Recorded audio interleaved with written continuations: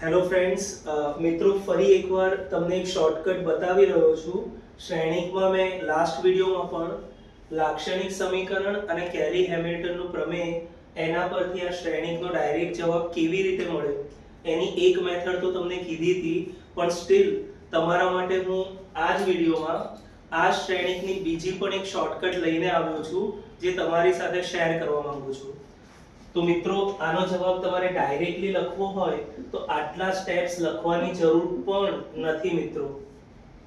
તો આનો ડાયરેક્ટ જવાબ તમે ઈચ્છો તો હવે એક જ સ્ટેપમાં કેવી રીતે લખી શકો છો એની પણ શોર્ટકટ હું તમને અહીંયા દર્શાવી રહ્યો છું. તો એ શોર્ટકટ છે મિત્રો a² - s1a + s2 * i = 0 શ્રેણિક મિત્રો. અહીંયા S1 એટલે શું થાય મિત્રો?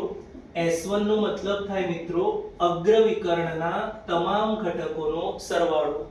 ઇંગ્લિશમાં એને કહેવાય ટ્રેસ ઓફ A, એટલે મેં અહીંયા સંકેત લખ્યો છે મિત્રો TR ઓફ A. S1 નો મતલબ શું થશે મિત્રો? આ અગ્ર વિકર્ણના જે બે ઘટકો છે એ બંને ઘટકોનો સરવાળો. અને S2 નો મતલબ થાય મિત્રો નિશ્ચાયક A. તો નિશ્ચાયક એ આપણે કેવી રીતે મેળવતા હતા મિત્રો? અગ્ર વિકર્ણોનો ગુણાકાર માઈનસ પ્રતિ વિકર્ણોનો ગુણાકાર. તો -6 + 8 એટલે કે 2. મિત્રો, આ બધી કિંમત સમીકરણ 1 માં મૂકી દો તો પરિણામ 1 પરથી તમારો ફાઇનલ આન્સર કેટલો થયો મિત્રો? a² - 1a + 2i = 0 શ્રેણિક. તો આ થઈ ગયો મિત્રો તમારો ફાઇનલ આન્સર.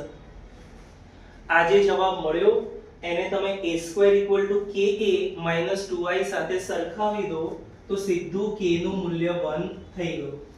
તો લાસ્ટ વિડિયોમાં મેં તમને જે સમજાવ્યું હતું મિત્રો કેલી હેમિલ્ટનના પ્રમેયથી એ જ વસ્તુ હું ફરી શોર્ટકટમાં ઇમ્પ્લિમેન્ટ કરીને આ વિડિયો અપડેટ કરી રહ્યો છું, જેથી તમે આ 4-5 સ્ટેપ ના લખતા આ જ દાખલાનો જવાબ મિત્રો એક જ સ્ટેપમાં તમે લખી શકો છો.